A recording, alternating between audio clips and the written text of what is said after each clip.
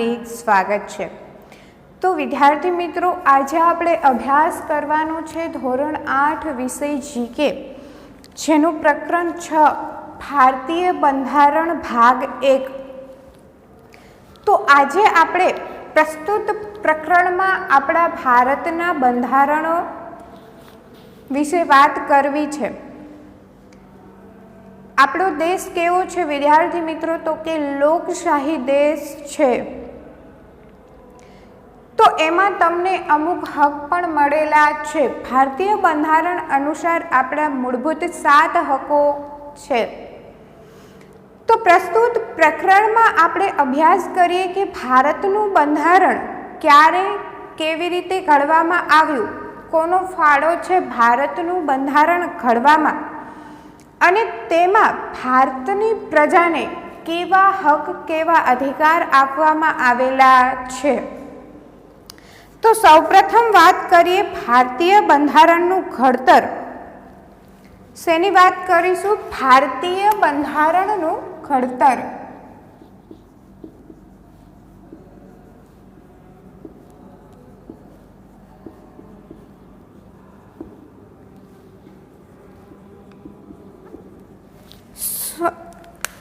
तो जोवो, ईस्वीसन 1946 में cabinet mission द्वारा बंधारणनी व्यवस्था करवामां आवी हती। कोना द्वारा बंधारणनी व्यवस्था करवामां आवी हती? तो के केबिनेट मिशन द्वारा। क्यारे? 1946 में केबिनेट मिशन 1946 में केबिनेट मिशन द्वारा भारतीय बंधारणनी व्यवस्था करवामां आवी हती। 9 डिसेम्बर 1946 ना रोज काम चलाव प्रमुख तरीके सच्चिदानंद सिंहानी निमणूक करवामां आवी हती। काम चलाव धोरणे एटले विद्यार्थी मित्रों थोड़ा समय माटे प्रमुख तरीके सच्चिदानंद सिंहानी निमणूक करवामां आवी। क्यारे? 9 डिसेम्बर 1946 ना रोज। ए केवा हता? काम चलावो हता। एटले त्यारबाद 11 डिसेम्बर 1946 ना रोज डॉक्टर राजेंद्र प्रसाद ने प्रमुख तरीके चूंटवामां आव्या। क्यारे? 11 डिसेम्बर 1946 ना रोज।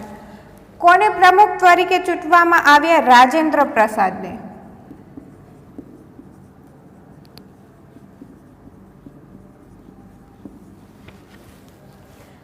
तो 11 डिसेम्बर 1946 ना रोज डॉक्टर राजेंद्र प्रसाद ने प्रमुख तरीके चूंटवामां आव्या।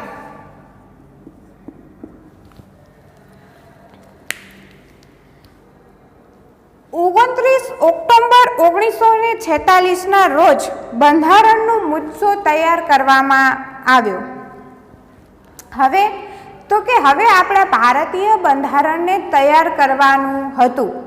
तो के 29 ऑक्टोबर 1947 ना रोज बंधारणनो मुद्दो तैयार करवा माटे कोई एक व्यक्तिथी बंधारण बनी जाय नहीं, एटला माटे शुं करवामां आव्युं?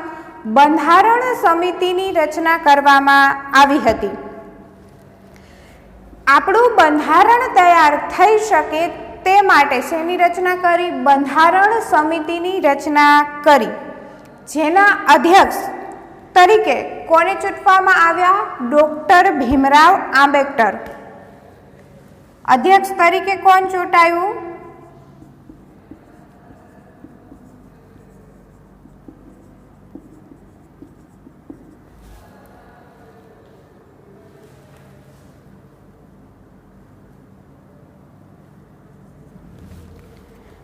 तो के बंधारण समितिनी रचना करवामां आवी, जेना अध्यक्ष पदे कोण चूंटाईने आव्युं? डॉक्टर भीमराव आंबेडकर।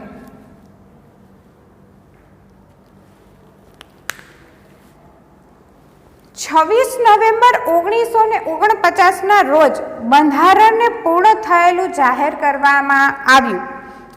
તો જો વિદ્યાર્થી મિત્રો 26 નવેમ્બર 1949ના રોજ શું જાહેર કરવામાં આવ્યું કે આપણું જે બંધારણ છે એ પૂર્ણ રીતે બની ગયું છે એવું જાહેર કરવામાં આવ્યું.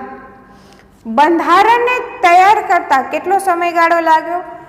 2 વર્ષ 11 મહિના અને 18 દિવસ લાગ્યા. 2 વર્ષ 11 મહિના અને 18 દિવસ જેટલો સમયગાળો લાગ્યો.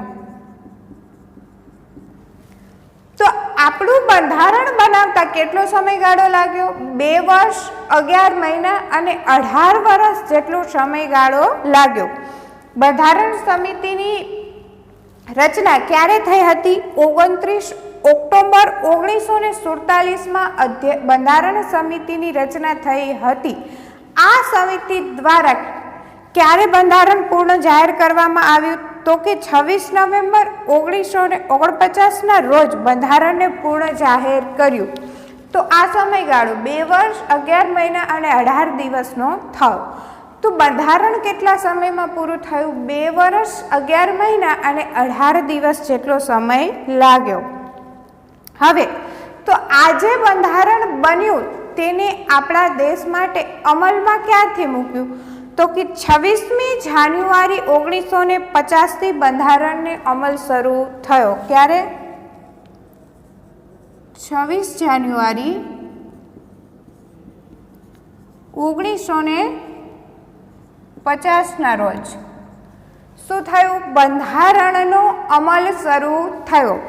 આપણો દેશ આઝાદ 1947માં થયો, પરંતુ તેનું બંધારણ બની અને અમલમાં ક્યારે આવ્યું?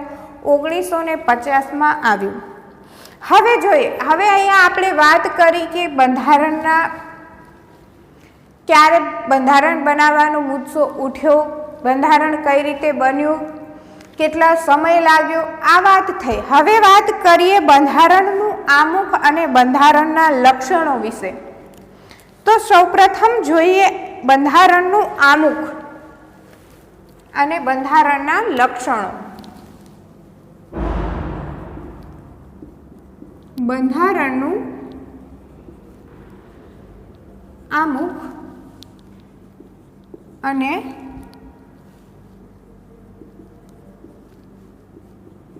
બંધારણના લક્ષણો વિશે.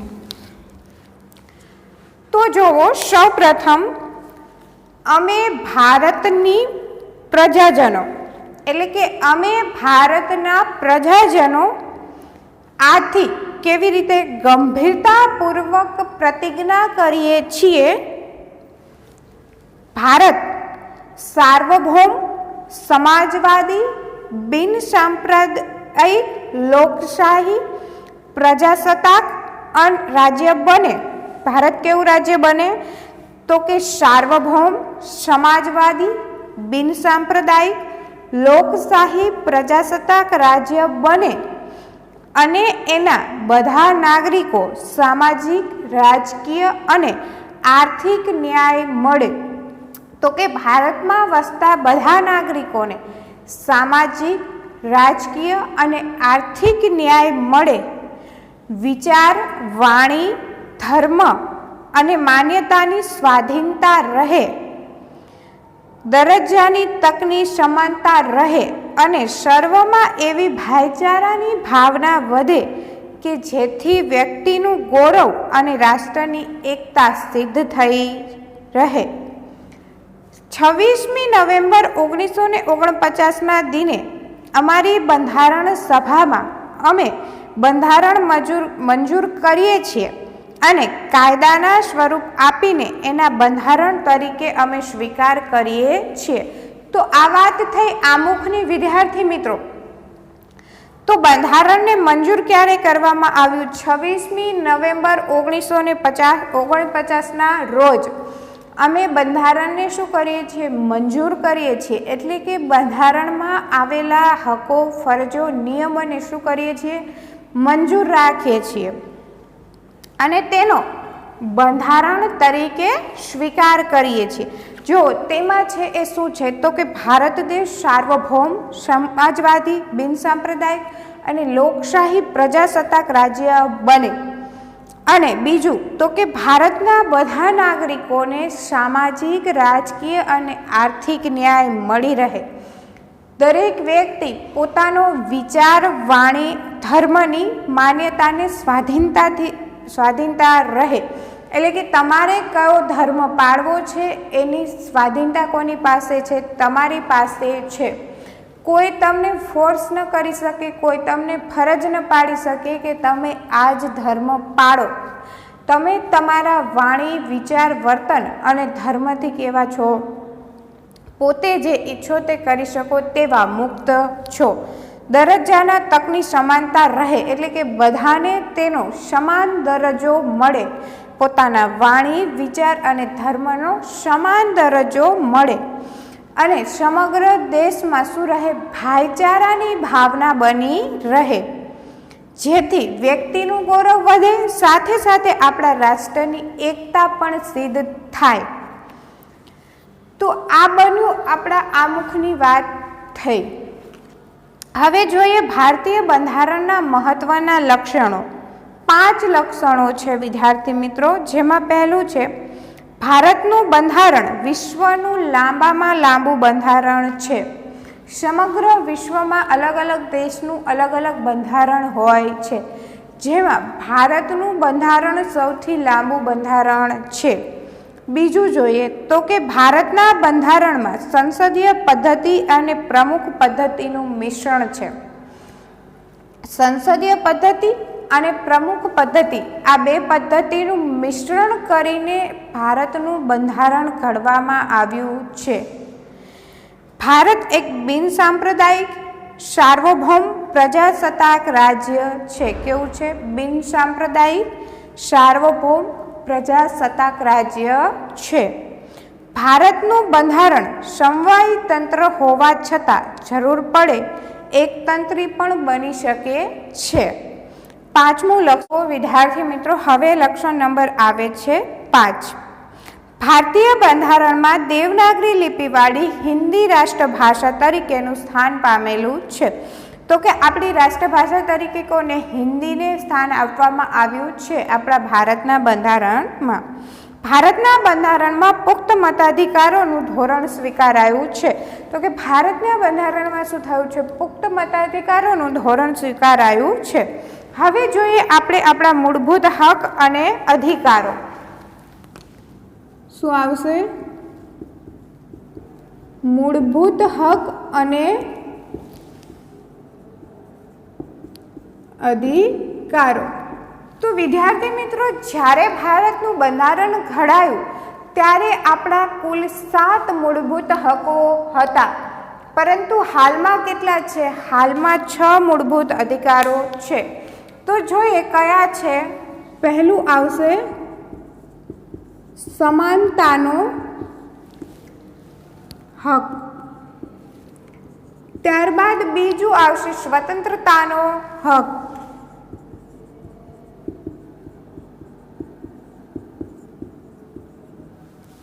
બીજો હક કયો આવશે વિદ્યાર્થી મિત્રો? તો કે સ્વતંત્રતાનો હક। ત્યારબાદ ત્રીજો હક આવશે વિદ્યાર્થી મિત્રો શોષણ વિરોધી હક। કયો આવશે? શોષણ વિરોધી હક। ને ચોથું આવશે ધાર્મિક સ્વાતંત્ર્યનો હક।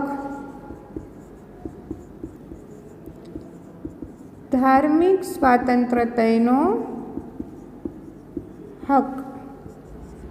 5મા નંબરે આવશે સાંસ્કૃતિક અને શિક્ષણ વિષયક હક।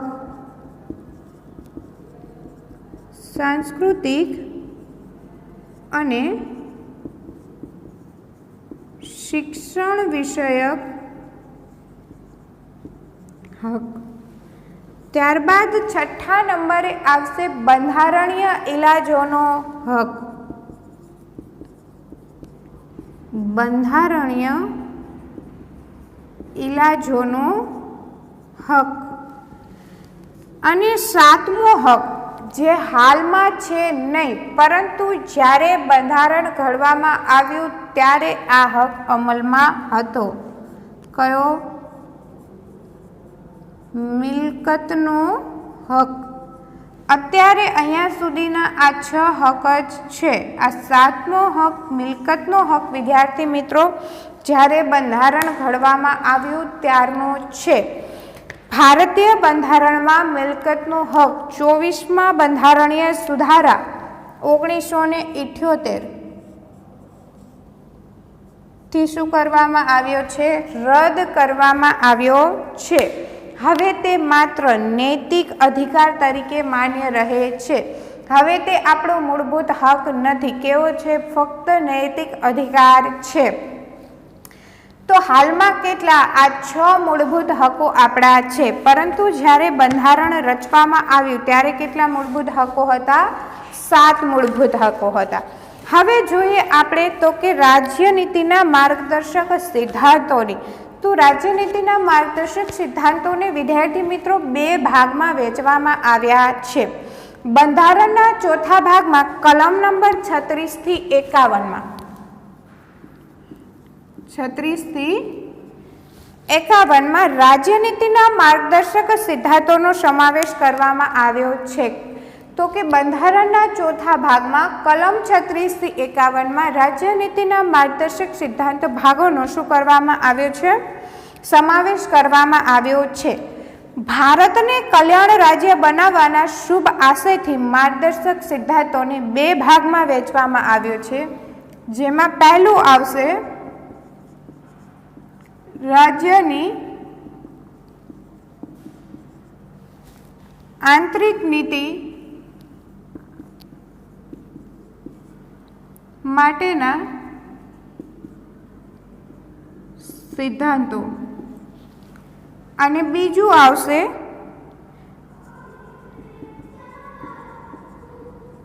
આંતરરાષ્ટ્રીય રાજનીતિ માટેના સિદ્ધાંતો. તો રાજ્યની આંતરિક નીતિ માટેના સિદ્ધાંતો એટલે કે આપણા રાજ્ય માટેના સિદ્ધાંતો, અને આંતરરાષ્ટ્રીય રાજનીતિ માટેના સિદ્ધાંતો એટલે બીજા દેશ સાથે પણ વ્યવહાર થતો હોય તેના માટેના સિદ્ધાંતો એટલે કયા? આંતરરાષ્ટ્રીય સિદ્ધાંતો. હવે જોઈએ આપણે બંધારણના પરિશિષ્ટો. તો જ્યારે બંધારણની રચના કરવામાં આવી એટલે કે બંધારણની શરૂઆતમાં કેટલા? 8 પરિશિષ્ટો હતા, પરંતુ હાલમાં 12 પરિશિષ્ટો છે. કેટલા છે?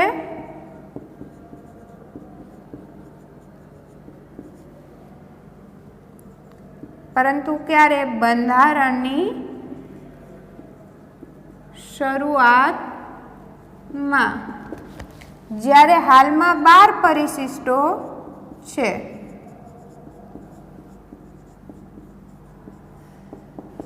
હાલમાં કેટલા પરિશિષ્ટો છે? 12 પરિશિષ્ટો છે. જ્યારે બંધારણની શરૂઆત કરવામાં આવી ત્યારે કેટલા પરિશિષ્ટો હતા? 8 પરિશિષ્ટો હતા. જેમાં પરિશિષ્ટ નંબર 1 જો તો કે 29 રાજ્યો અને 6 કેન્દ્રશાસિત પ્રદેશોની યાદી.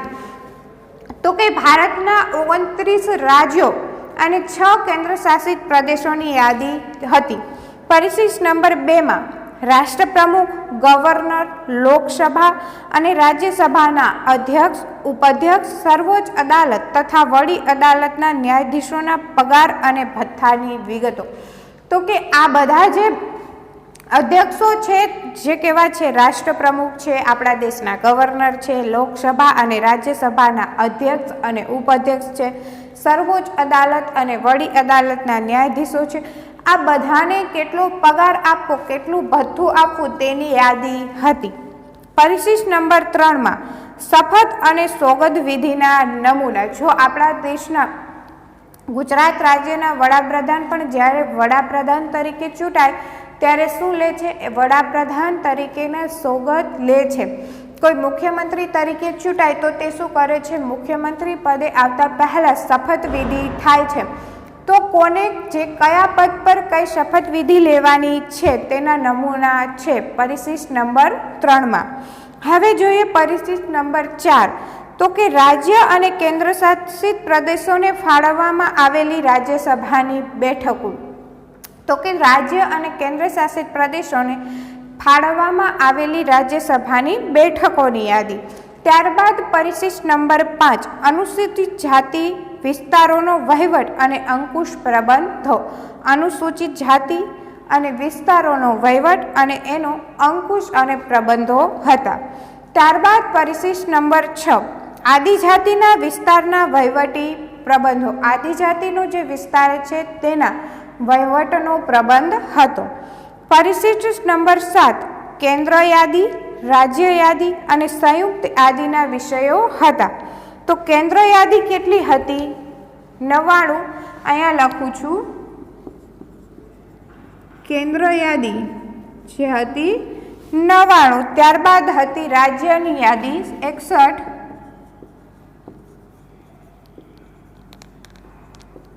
અને સંયુક્ત યાદી 52।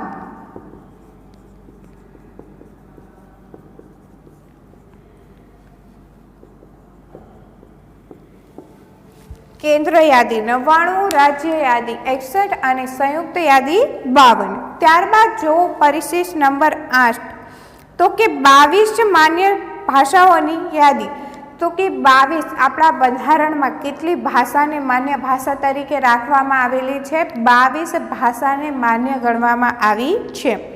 ત્યારબાદ પરિશિષ્ટ નંબર 9 જમીન રેલવે ઉદ્યોગ વગેરે અંગેના દીવાની અદાલતના ક્ષેત્ર બહારના કાયદાઓ અને આદેશો તો કે જમીન છે રેલવે છે ઉદ્યોગ છે આ બધાને લગતા દીવાની અદાલતોના ક્ષેત્ર અને બહારના કાયદાઓનો અને આદેશો તો કે બહારના જે કાયદાઓ છે તે અને તેનો આદેશ। પરિશિષ્ટ નંબર 10 પક્ષ પલટા વિરોધી કાયદો કોઈ પક્ષ પલટો કરે તો તેના વિરોધી કાયદો। ત્યારબાદ પરિશિષ્ટ નંબર 11 પંચાયતો અંગેની માહિતી કુલ 29 વિષયોની યાદી પંચાયતો અંગેની માહિતી હતી જેમાં કેટલા કુલ 29 વિષયોની યાદી કરવામાં આવી હતી। પરિશિષ્ટ નંબર 12 નગર પંચાયત નગરપાલિકા અને મહાનગરપાલિકાઓની માહિતી કુલ 18 વિષયોની યાદી હતી તો કે નગર પંચાયત નગરપાલિકાઓ અને મહાનગરપાલિકાઓની માહિતી શેમાં છે પરિશિષ્ટ નંબર 12 હવે જો વિદ્યાર્થી મિત્ર એક જાણવા જેવું છે તો કે ઈસવીસન 2004 થયેલા 92માં બંધારણીય સુધારા મુજબ મૈથિલી બોડો સંથાલી અને ડોંગરી એમ 4 ભાષાઓ ઉમેરવામાં આવી હતી।